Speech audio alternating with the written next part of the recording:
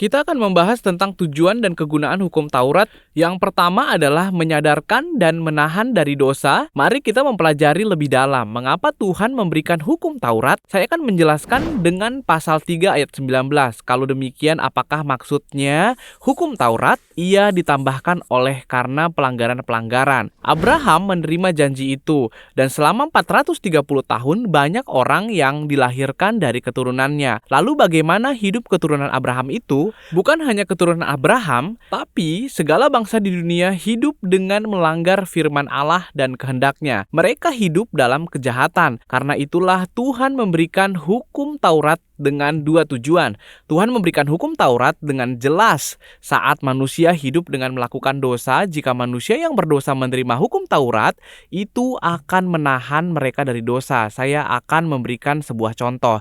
Negara kita memiliki hukum, bukan? Contoh, jika seorang membunuh, ia akan menerima hukuman sesuai dengan undang-undang yang ada.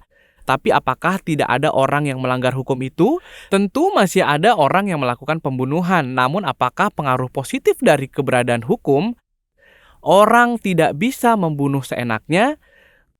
Karena semua manusia berdosa, ada rasa benci, amarah, dan sebagainya di dalam hati setiap orang.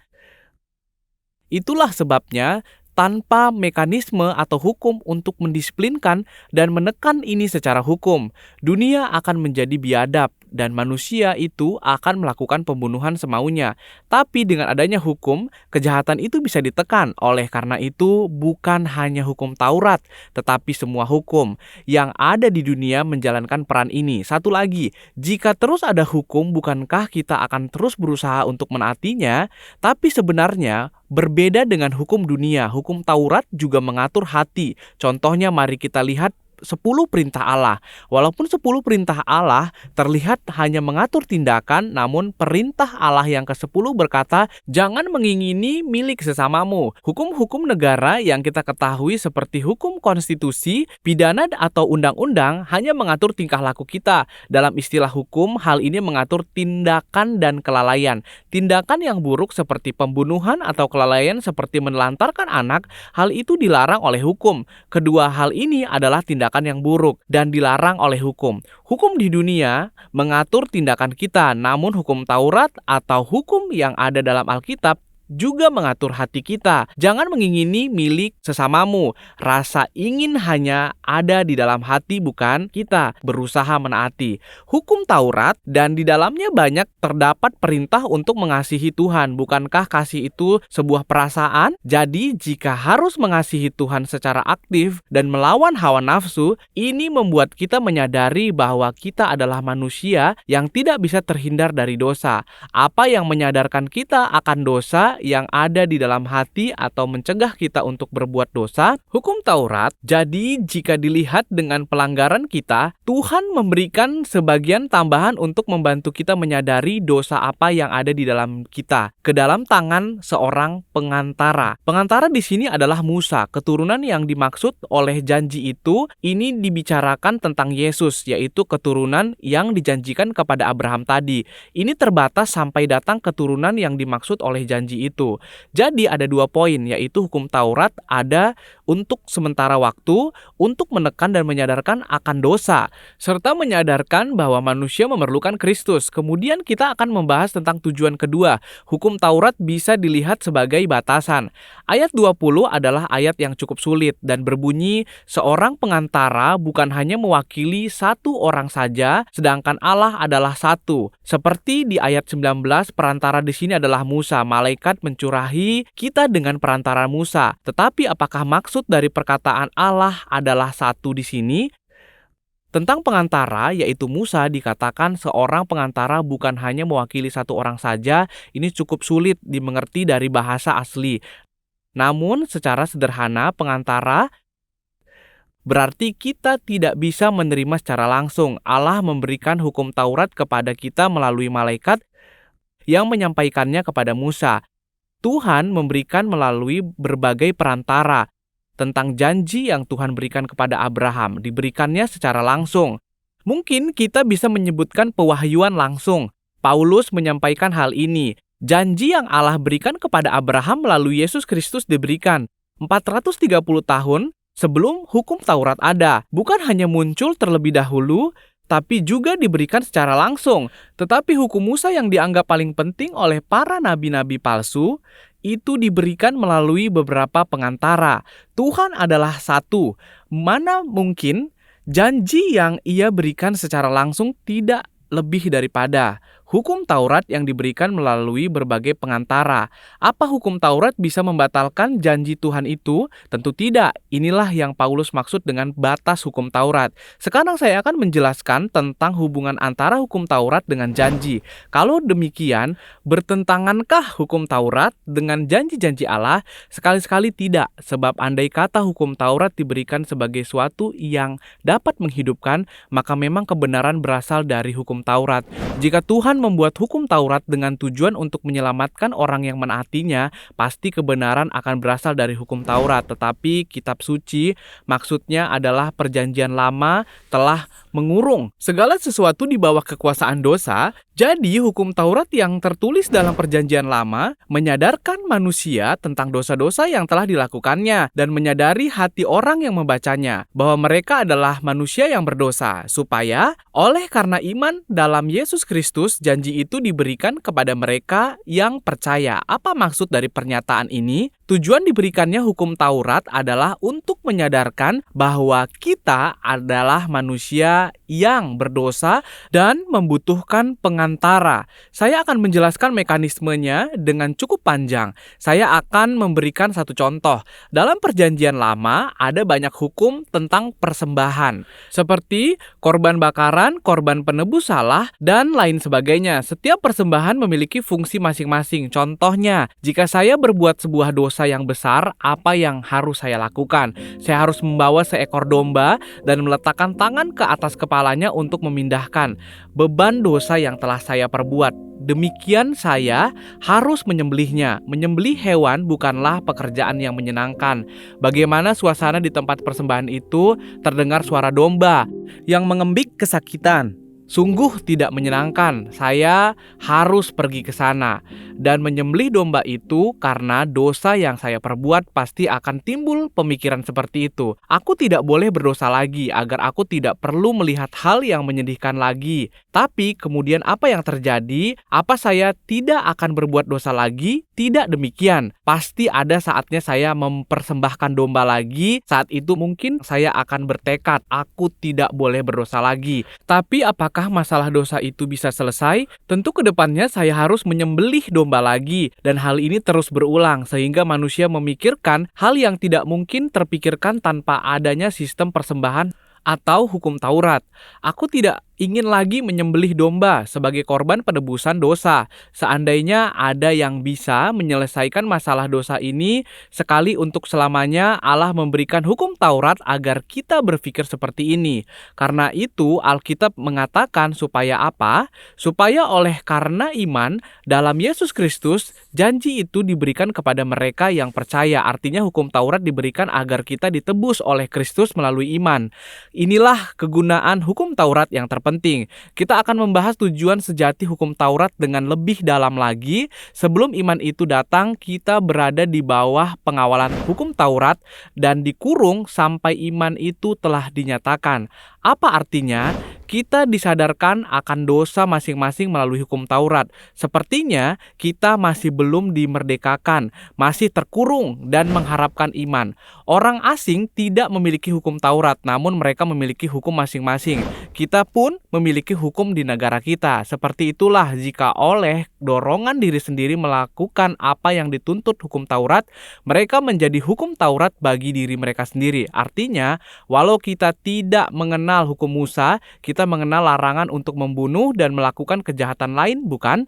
Ini adalah penerapan yang sama. Jadi hukum Taurat yang dimaksud oleh Paulus ini bukan hanya hukum Musa, namun semua hukum moral yang dimiliki oleh manusia. Dikatakan, jadi hukum Taurat adalah penuntun bagi kita sampai Kristus. Kata penuntun di sini adalah sebuah pekerjaan di masa Yunani kuno yang adalah bagian dari budak. Jadi sebelum mempelajari filosofi yang lebih tinggi, diperlukan pelajaran tentang filosofi dasar dan berbagai kebiasaan dalam hidup. Kebiasaan-kebiasaan itu diajarkan dengan tegas oleh penuntun. Seperti itulah hukum Taurat yang berperan untuk menuntun manusia kepada iman dan membuat manusia merindukan iman itu supaya kita dibenarkan karena iman. Jadi tujuan hukum Taurat bukanlah agar kita bisa dibenarkan oleh hukum Taurat, melainkan sebagai penuntun supaya kita dibenarkan karena iman. Bukan begitu? Jadi saat iman itu telah datang, kita tidak lagi berada di bawah pengawasan penuntun. Kita sudah bertemu Yesus Kristus. Mengapa ingin kembali ke hidup yang lama? Seorang bernama John Stott merangkum semua itu seperti ini. Hukum Taurat memberitahukan kita apa yang harus dilakukan dan tidak boleh dilakukan, memperingatkan hukum atas ketidaktaatan dan mengungkap kehendak Tuhan bagi umatnya. Apa artinya?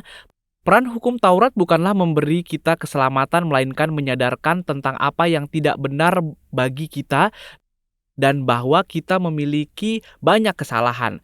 Kemudian, di bagian terakhir Paulus mengatakan hal ini, dikatakan bahwa sesungguhnya kita akan menerima berkat yang jauh lebih besar melalui iman dibandingkan melalui hukum Taurat. Setelah iman datang, ada 4 berkat yang kita terima. Pertama, kita menjadi anak Allah di dalam Kristus.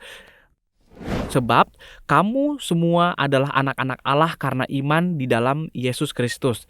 Kita bukan lagi hamba yang ketakutan, bukan lagi hamba yang menderita, karena akan dikutuk jika tidak menaati hukum Taurat. Sekarang, kita telah menjadi anak Allah yang menerima pengampunan dari kasih meski kita melakukan kesalahan. Sebab kamu tidak menerima roh perbudakan yang membuat kamu menjadi takut lagi, tetapi kamu telah menerima roh yang menjadikan kamu anak Allah. Inilah yang ditulis di Roma 8 ayat 15. Sebenarnya, jika kita membaca Galatia bersama dengan Roma, kita akan bisa memahami dengan aman. Berkat kedua adalah kita akan mengenakan Kristus, karena kamu semua yang dibaptis dalam Kristus telah mengenakan Kristus. Ini yang dikatakan di ayat ini. Ini adalah ungkapan puitis yang sangat indah. Inilah berkat yang dimaksud. Saat kita mengenakan pakaian, daging dan tubuh kita di dalamnya tidak akan terlihat. Hanya pakaian kita yang terlihat. Pakaian kita digunakan untuk memperindah diri kita. Seperti itulah sebenarnya kita penuh dengan dosa, tetapi kita mengenakan Kristus. Dengan begitu Tuhan tidak lagi memandang kita dengan telanjang, tetapi Dia akan melihat Yesus Kristus yang kita kenakan, bukan? Jadi meski kita adalah orang berdosa, saat Allah melihat Yesus Kristus yang kita kenakan, Dia akan berkata, engkau bersih, kudus, dan murni. Itulah berkat kedua. Lalu yang ketiga, kita menjadi satu tanpa mempedulikan suku, kelas sosial, maupun jenis kelamin. Karena itu, saat kita melihat diri kita berdasarkan suku, kelas sosial, jenis kelamin, dan sebagainya, pasti dalam keadaan ini kita bisa saling bertengkar, bukan? Tetapi sekarang kita semua mengenakan Yesus Kristus. Karena itu biasanya meski kita sama-sama orang berdosa, kita berpikir aku lebih baik dari dia, atau saat melihat suku lain kita berpikir aku lebih baik dari dia. Sering kita memiliki rasa superioritas, tetapi melalui hukum Taurat semua hal itu menjadi tidak berarti. Kita menyadari bahwa kita semua hanyalah orang berdosa. Kemudian saat kita mengenakan Yesus Kristus, Allah menganggap kita semua benar seperti Yesus Kristus. Karena itu segala hal yang awalnya kita miliki baik oleh orang Yahudi maupun Yunani, hamba atau orang merdeka, laki-laki maupun perempuan, semua itu tidak lagi kita pegang. Kita semua adalah satu di dalam Kristus Yesus. Jadi, sebenarnya firman Tuhan pasti menghapuskan segala diskriminasi. Yang keempat, kita akan menerima berkat Abraham. Dari sesi yang lalu sampai saat ini pun kita melihat Abraham sebagai tokoh yang penting. Kali ini pun pembahasan tentang Abraham muncul kembali. Di sini dikatakan bahwa semua berkat yang Tuhan janjikan kepada Abraham juga dimiliki oleh orang yang percaya kepada Yesus Kristus. Mungkin kita tidak terlalu merasakan besarnya berkat ini karena kita tidak terlalu merasakan kehebatan Abraham, tetapi sebenarnya orang Yahudi tidak hanya berpikir bahwa Abraham adalah bapa dari iman mereka juga menganggap berkat Allah bagi Abraham adalah hal terpenting dalam hidup mereka. Karena itu mereka mencoba mendapatkan berkat itu dengan cara yang salah, yaitu melalui hukum Taurat. Tetapi sebenarnya bagaimana Alkitab mengatakan bahwa keturunan Abraham adalah milik Kristus. Dengan kata lain, melalui iman kepada Yesus Kristus kita menjadi keturunan dan ahli waris Abraham yang menerima janji Tuhan. Sekarang kita akan membahas penerapan firman hari ini. Yang terpenting adalah mengingat tujuan hukum Taurat. Apakah Anda ingat? Pertama, Hukum Taurat ada untuk menekan dan menyadarkan kita akan dosa-dosa kita. Dan yang kedua, untuk menuntun kita kepada Kristus. Sekarang mari kita pikirkan. Sekarang kita hidup dalam Kristus. Meskipun kita orang berdosa, kita mengenakan Yesus Kristus. Sehingga kita dibenarkan oleh Allah. Kita tidak lagi menghadapi hukum, kutuk, atau murka Allah karena melanggar hukum Taurat. Dengan begitu, meski kita berpikir kalau begitu aku tidak perlu menaati hukum Taurat, tetapi justru karena kasih dan anugerah Tuhan sangat besar bagi kita, kita pun akan mengasihi hukum yang Allah tetapkan. Contohnya dalam Mazmur ada ungkapan seperti ini, "Betapa kucintai Tauratmu, aku merenungkannya sepanjang hari." Mazmur 119 ini adalah pasal terpanjang dalam Alkitab. Ungkapan yang muncul di pasal ini sangat indah, bahkan Mazmur 119 pun juga ada mengungkapkan seperti ini. "Mulutku kungangakan dan megap-megap, sebab aku mendambakan perintah-perintahmu." Sungguh ungkapan yang indah. Jika kita melihat ungkapan ini, kita bisa melihat bahwa pemazmur tidak hanya sekedar mematuhi hukum Taurat, tetapi sangat mencintai hukum Taurat itu. Mari kita pikirkan, jika kita tidak menaati hukum Taurat, kita akan dihukum.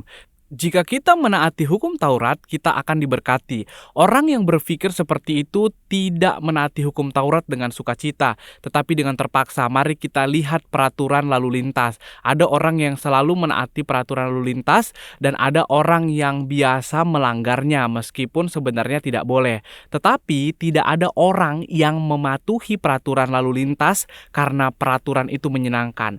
Kita hanya mematuhi peraturan lalu lintas karena kita tahu bahwa kita melanggarnya. Akan ada kekacauan yang terjadi. Namun orang yang menerima pengampunan tidak menaati hukum Taurat dengan cara yang sama dengan peraturan lalu lintas. Justru karena kita menerima anugerah pengampunan, kita menaati hukum Taurat sebagai pemberian Tuhan yang kudus, yang Tuhan anugerahkan kepada kita agar kita bisa menjalani kehidupan yang kudus. Jadi justru menaati sambil menikmati hukum Taurat ini adalah tujuan yang ketiga. Jika kita lihat bagaimana sebelumnya, hukum Taurat menekankan dan menyadarkan akan dosa dan menuntun kita kepada Kristus. Untuk itulah hukum Taurat diberikan. Kemudian kita datang kepada Kristus, diampuni dan dikasihi dalam anugerahnya. Jadi, jika dahulu kita menganggap hukum Taurat sebagai hal yang membuat kita menderita, sekarang kita menjadi seperti para pemazmur dan berpikir, meski aku tidak menaati hukum Taurat, aku memang tidak dikutuk, tapi lebih baik aku menaatinya untuk kebaikanku. Dan pada akhirnya, kita akan menaati hukum Taurat dengan sukacita. Inilah poin yang terakhir, yaitu tujuan ketiga orang percaya yang sejati. Menaati hukum Taurat dengan sukacita, inilah tujuan dari Alkitab. Tuhan tidak memberikan hukum Taurat untuk menekan kita agar kita menjalani kehidupan iman yang menderita karena takut dihukum saat kita tidak menaati hukum Taurat ini. Tetapi hukum Taurat diberikan agar kita bertemu Yesus melaluinya, dan melalui Yesus kita akan kembali menaati hukum Taurat dengan sukacita. Jika kita memahami hukum Taurat dengan baik dan melihatnya melalui kacamata Kristus, saya dan Anda akan mencintai dan menaati hukum Taurat itu dengan penuh sukacita. Sesi ke-6 Kitab Galatia yang saya sudahi sampai di sini. Selanjutnya kita akan membahas pasal 4 dalam sesi yang ke-7. Terima kasih sudah menyaksikan sesi ini.